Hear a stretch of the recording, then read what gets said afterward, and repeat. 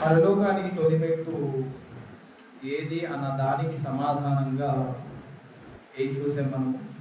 విశ్వాసం. విశ్వాసం అనేది ఎంత పెద్ద పాత్రను పోషిస్తుందో మన జీవితంలో.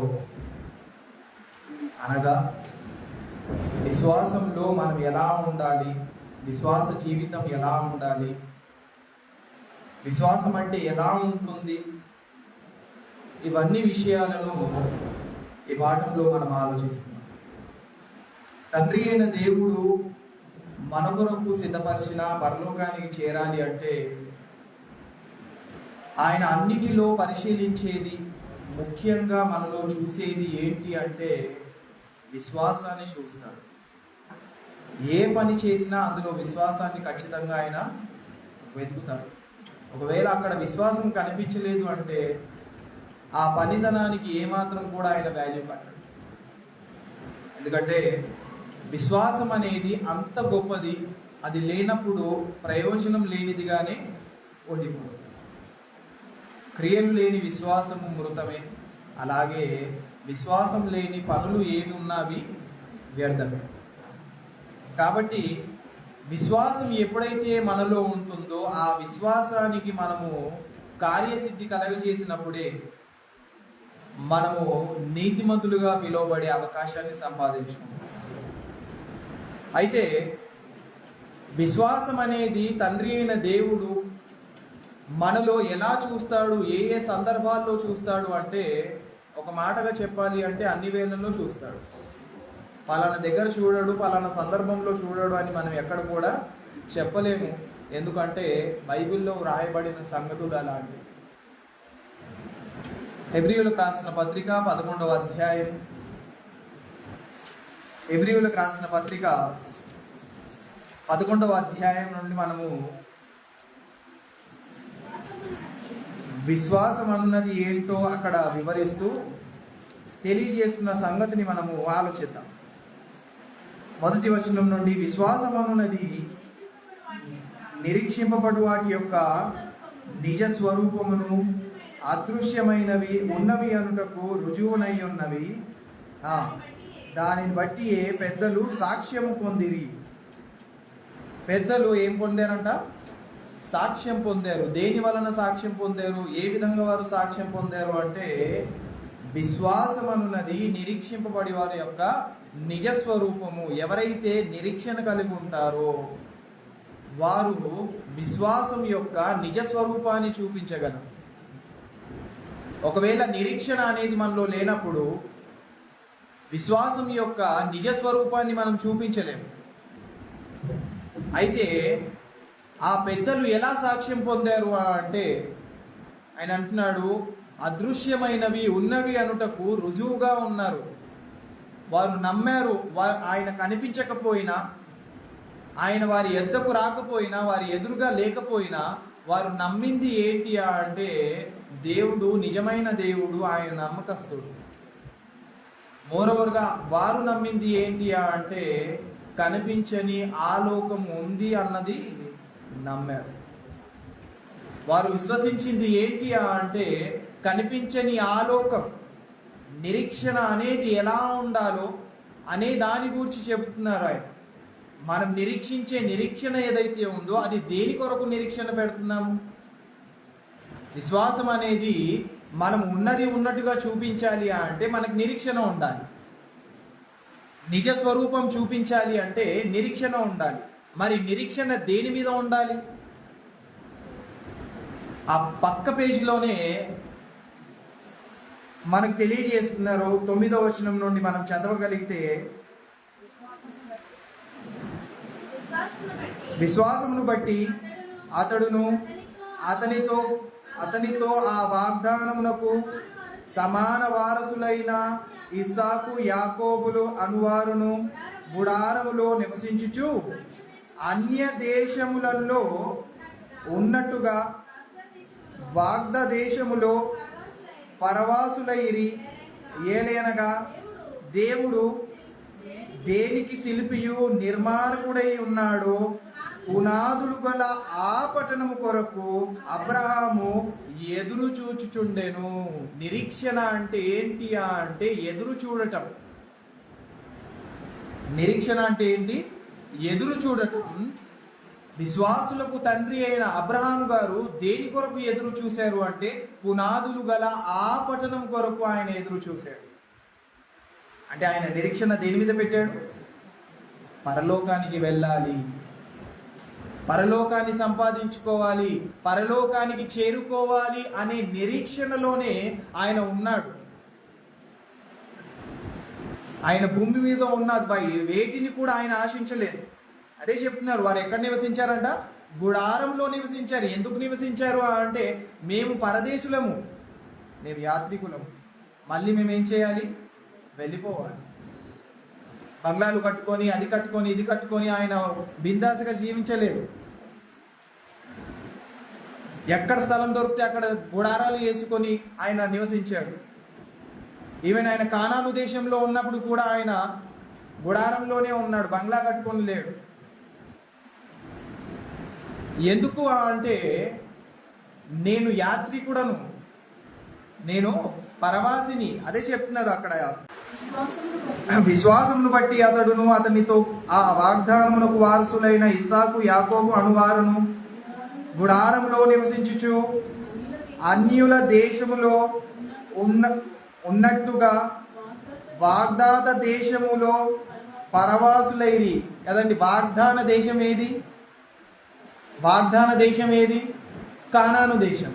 ఇప్పుడు కానాను దేశానికి వారు వెళ్ళిపోయారు. కానాను దేశంలో కూడా ఆయన ఎలా ఉంటున్నాడంట?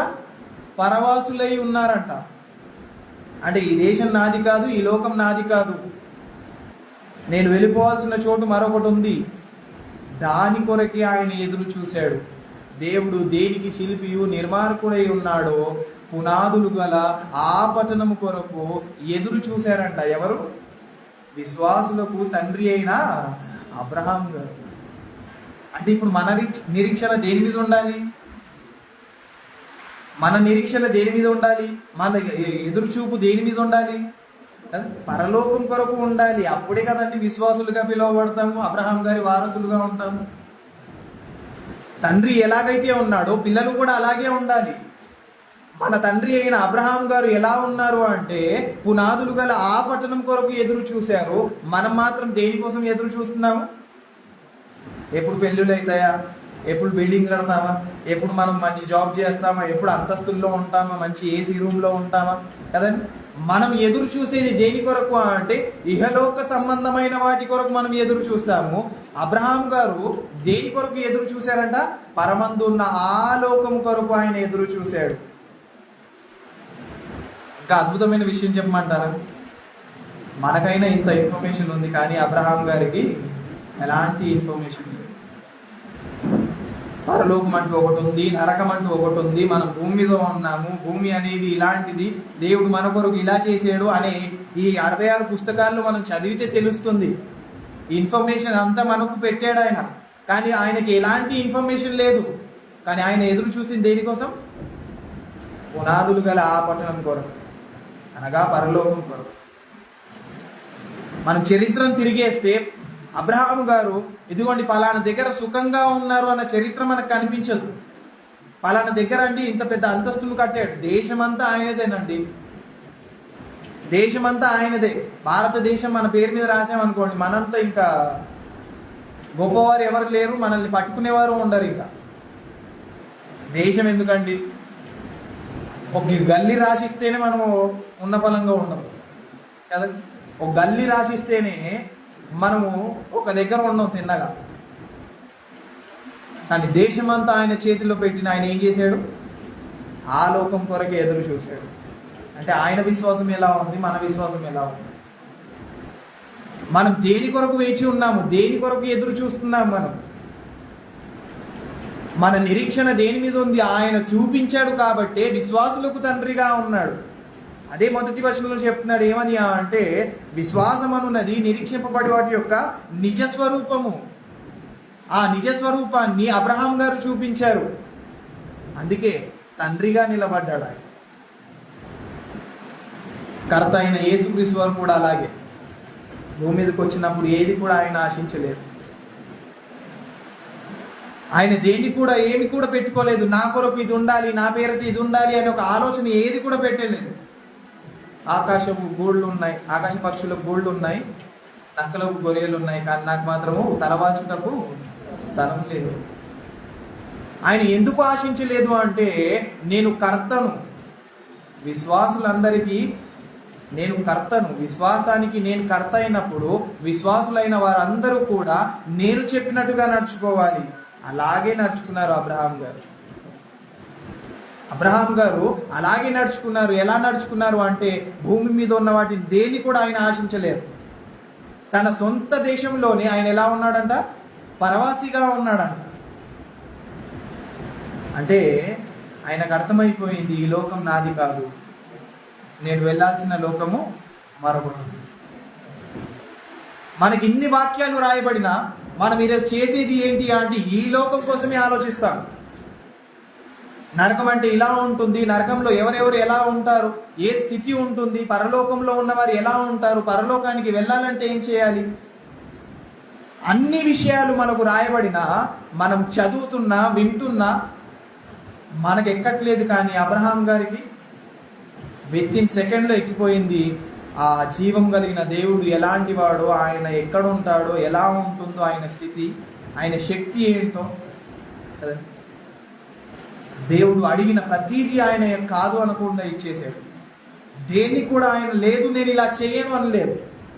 ఈరోజు మనం 10 సార్లు ఆలోచిస్తాం ఏదైనా చేయమంటే, కానీ అబ్రహాం గారు నిజంగా అండి చాలా గొప్పవాడు. ఆయనను గురించి ఆలోచించాలి అంటే చాలా చరిత్ర ఉంది.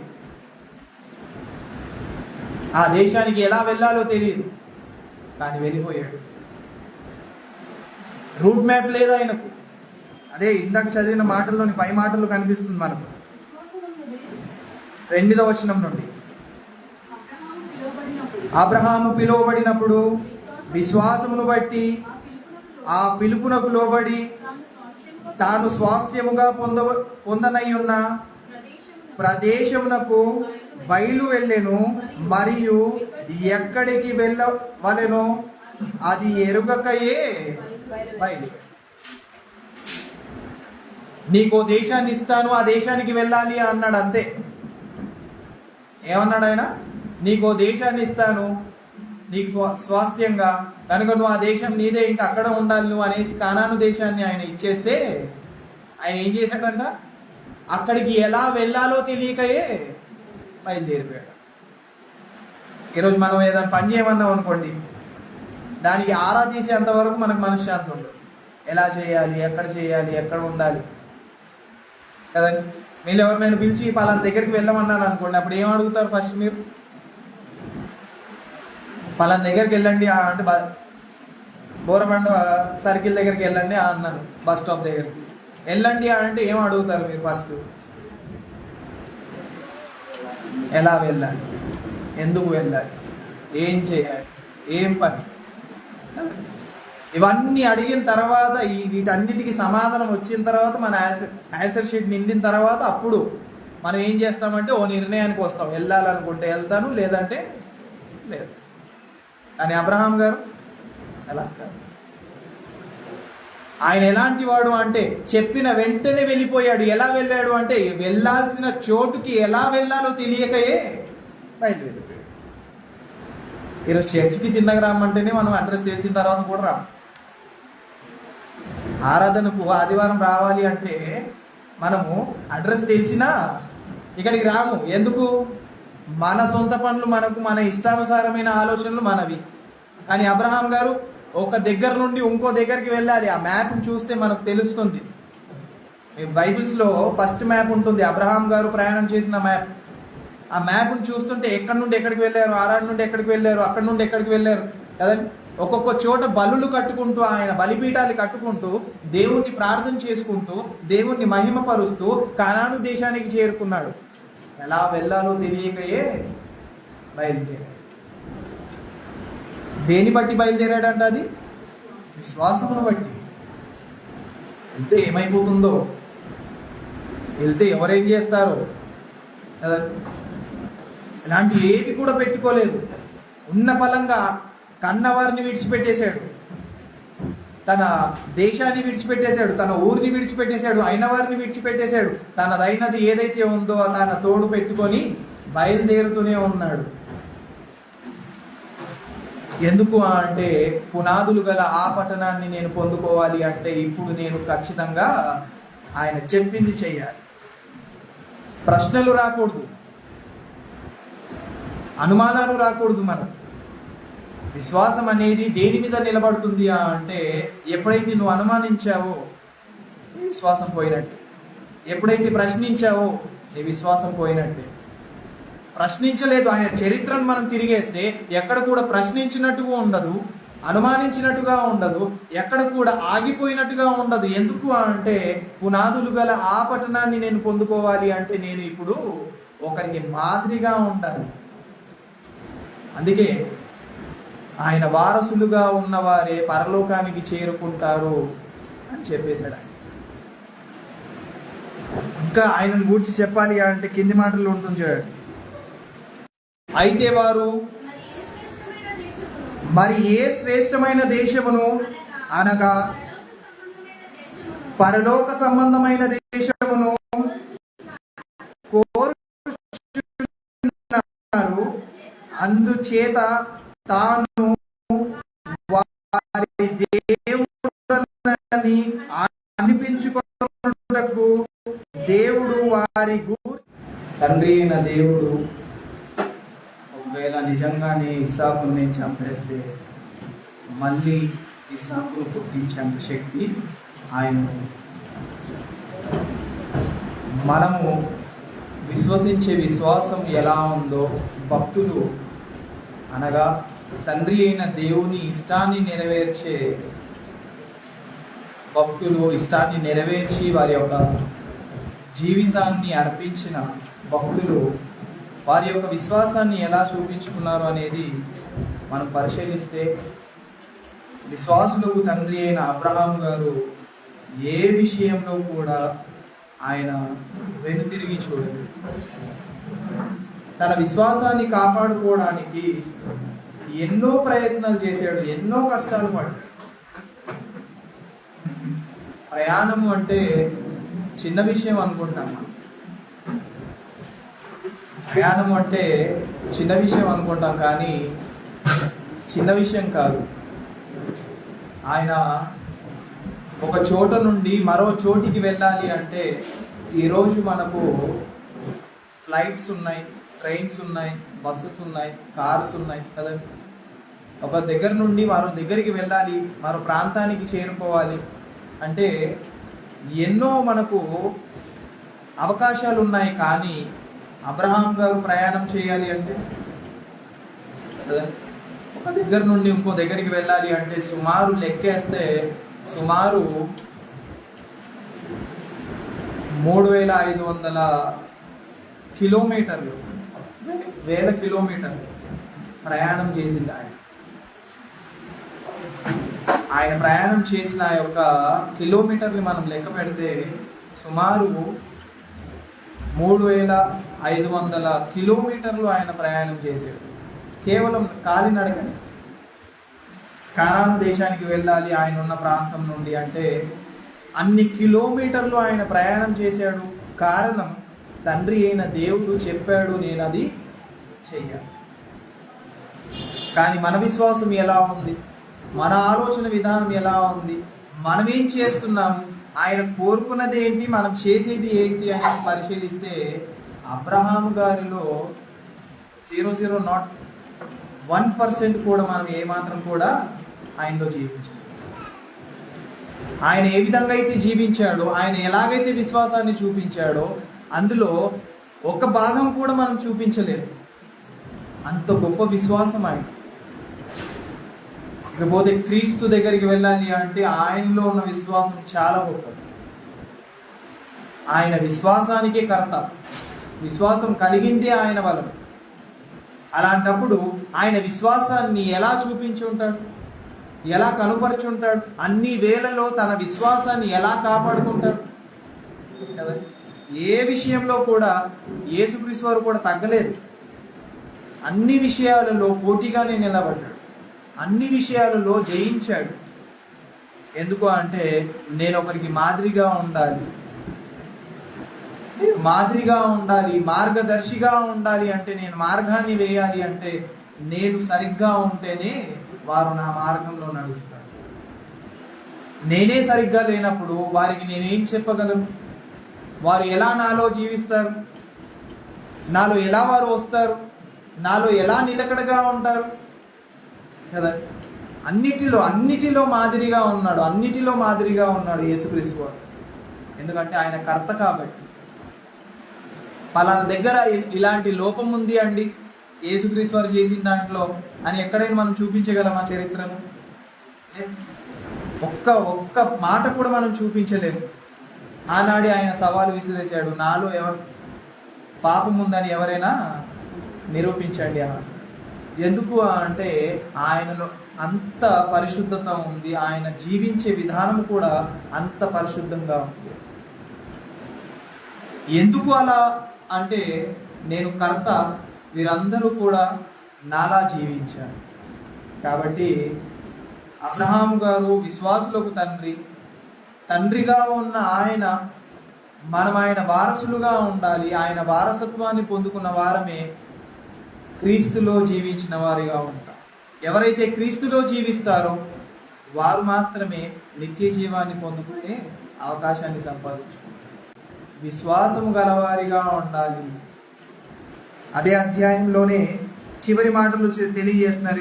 28-29 వచ్చిన ఇందులో యూదుడని గ్రీసు దేశస్థుడని లేదు, స్వతంత్రుడని దాసుడని స్వతంత్రుడని లేదు, పురుషుడని స్త్రీ అని లేదు.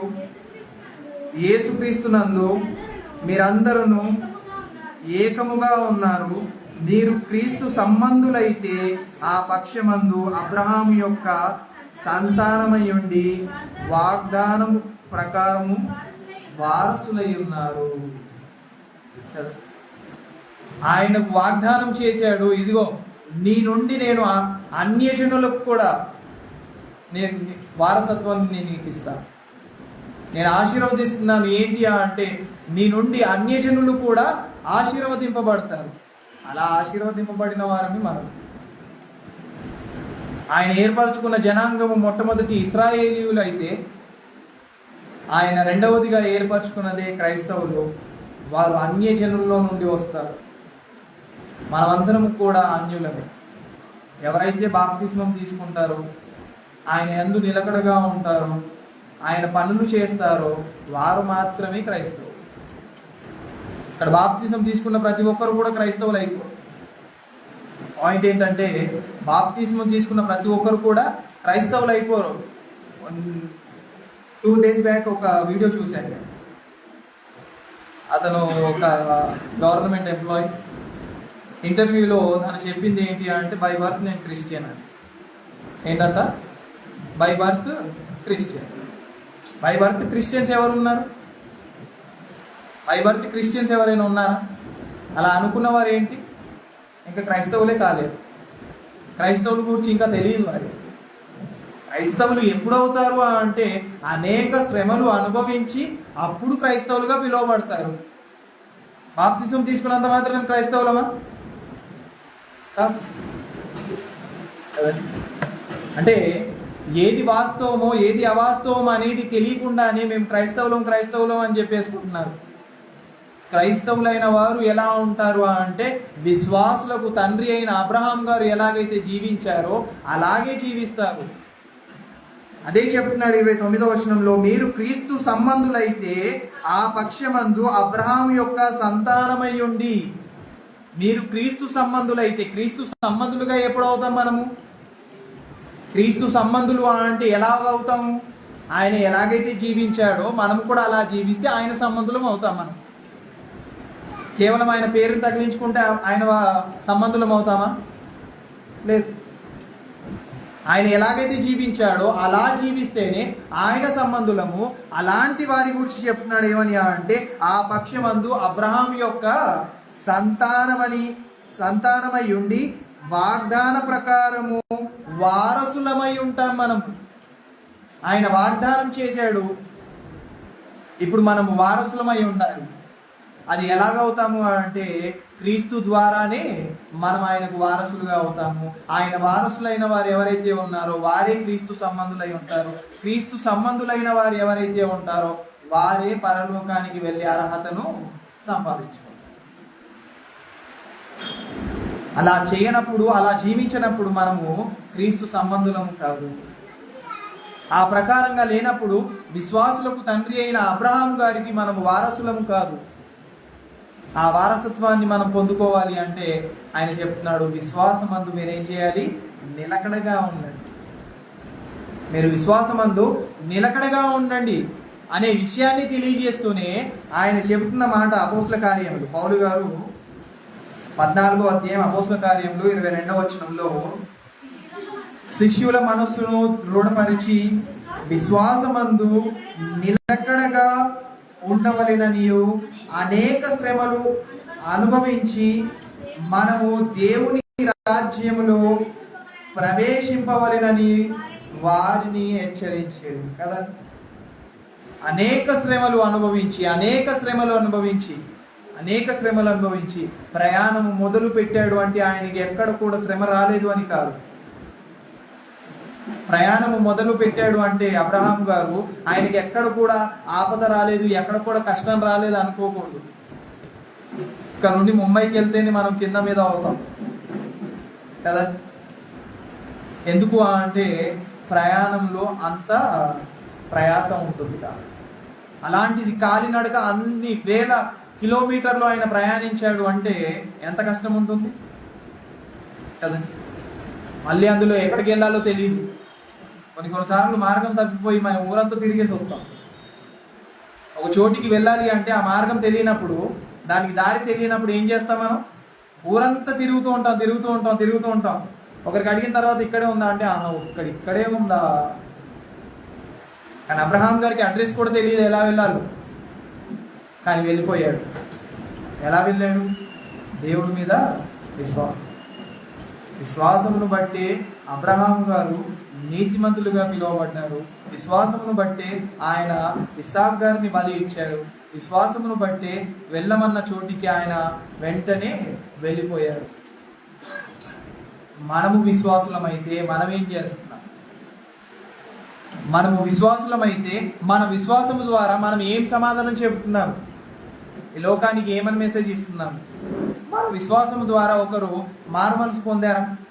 మన విశ్వాసం ద్వారా ఎవరైనా రక్షణలోకి వచ్చారా? మన విశ్వాసము ద్వారా ఎవరైనా దేవుని పనులు చేస్తున్నారా? ఇవన్నీ మనం ఒక్కసారి రెఫర్ చేసుకోవాలి. ఒకవేళ మనం అలా లేము అంటే అలా ఉండడానికి జీవించాలి. విశ్వాసులకు తండ్రి అయిన అబ్రహాం గారి యొక్క వారసత్వాన్ని పొందుకోవాలి అంటే ఆ విధంగా జీవించక తప్పదు. మీరు విశ్వాసమందు నిలకడగా ఉండండి అని శిష్యులను హెచ్చరించడానికి కారణం ఏంటి అంటే దేవుని రాజ్యంలోనికి ప్రవేశించాలి అంటే విశ్వాసంలో నిలకడగా ఉండాలి. మీరు లేదు అంటే ఆ అర్హత మీకు లేదు. కాబట్టి విశ్వాసం అన్నది నిరీక్షింపబడి వారి యొక్క నిజస్వరూపము. ఆ నిజస్వరూపాన్ని మనం చూపించాలి అంటే ఏం చేయాలి? నిరీక్షణ కలిగి ఉండాలి. దేని మీద నిరీక్షణ ఉండాలి? మనకు పునాదులు గల ఆ పట్టణం కొరకు ఎదురు చూడాలి. ఆయన భూమి మీద ఉన్న వాటి కొరకు ఎదురు చూడలేదు, పరమందు ఉన్న వాటి కొరకే ఆయన ఎదురు చూశాడు. స్టిల్ ఆయన ఇప్పుడు దాని కొరకే ఎదురు చూస్తూనే ఉన్నాడు. ఎందుకంటే ఆ లోకానికి వెళ్ళాలి, ఆయనతో పాటు కూర్చోవాలి. ఎవరితో? దేవునితో కూర్చోవాలి. ఆ సింహాసనం మీద నేను కూర్చోవాలి. ఆ పరలోకంలో ఉన్న ఆ అందాన్ని నేను కూడా అనుభవించాలి. ఆ ఐశ్వర్యాన్ని నేను కూడా అనుభవించాలి. అబ్రహాం గారు దాని కొరకే ఎదురు చూశారు. లోక ప్రకారంగా ఉండలేదు. ఆయన శరీర సంబంధంగా ఆలోచించలేదు, ఎక్కడ కూడా ఆత్మీయంగానే ఆలోచించాడు. కానీ మనం ఆలోచించేది లోక సంబంధంగా, శరీర సంబంధంగా. ఇది మన విశ్వాసం. ఆయన ఆత్మీయంగా ఆలోచించాడు, పరలోకాన్ని గురించి ఆలోచించాడు. అది ఆయన విశ్వాసం. ఆయనలో ఉన్న విశ్వాసమే మనలో ఉండాలి. అప్పుడే పరలోకానికి చేరుకునే అవకాశము మనందరికీ వస్తుంది. ఇంకా తెలుసుకోవాల్సిన విషయాలు చాలా ఉన్నాయి.